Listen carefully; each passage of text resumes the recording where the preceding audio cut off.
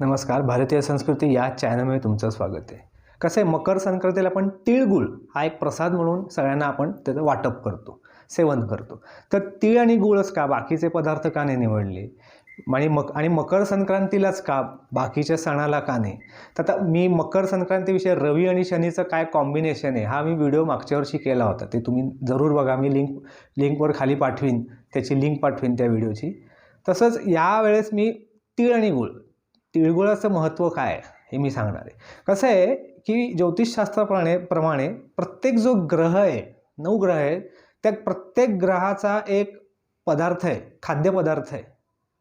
म्हणजे आता तुम्ही राहू समज घेतलात फॉर एक्झाम्पल, तर राहूचं असं आहे की राहूच्या अंमलाखाली कुठले पदार्थ येतात, खाद्यपदार्थ, तर ते म्हणजे सगळं व्यसन.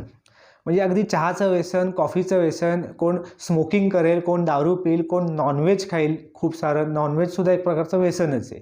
ते अगदी पार ड्रग्सपर्यंत, ते चहापासून ते ड्रग्सपर्यंत, म्हणजे इट कम्स अंडर राहू. म्हणजे राहू बिघडला असेल तर तो माणूस व्यसनी असलाच पाहिजे. मग मंगळ ग्रह घेतला तर एकदम मसालेदार किंवा तिखट पदार्थ, म्हणजे मिरची असेल, लाल मिरची असेल, वेगवेगळे तिखट असे मसाले असतील, मिरी विरी, हे मंगळाच्या अंमल्याखाली मसालेदार एकदम.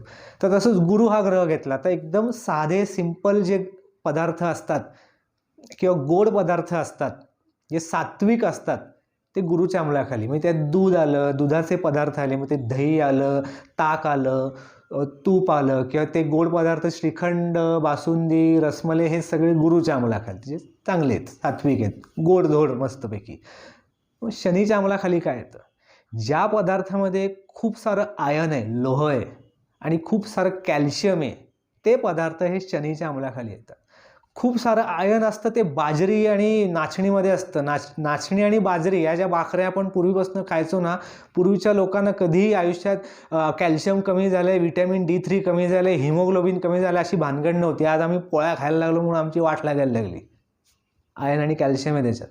तसंच तीळ आणि गूळ, तिळामध्ये कॅल्शियम खूप आहे, व्हिटॅमिन D3 पण खूप आहे. जो माणूस तीळ खातो तो हाडापेरांनी मजबूत असतो. गुळामध्ये आयन असतं, त्यामुळे तुमचं हिमोग्लोबिन चांगलं राहतं. त्यामुळे तीळ आणि गूळ हे कॉम्बिनेशन आहे. हल्ली हिमोग्लोबिन कमी होतं, यंग लोकांचं कमी होतं. हल्ली कॅल्शियमचे कमी होतं, व्हिटॅमिन D3चा खूपच प्रॉब्लेम वाढला आहे. हे सगळे प्रॉब्लेम काय माहिती आहे तुमच्या? खरं ॲस्ट्रॉलॉजिकली पाहिलं तर शनीची पीडा लागली आहे तुम्हाला.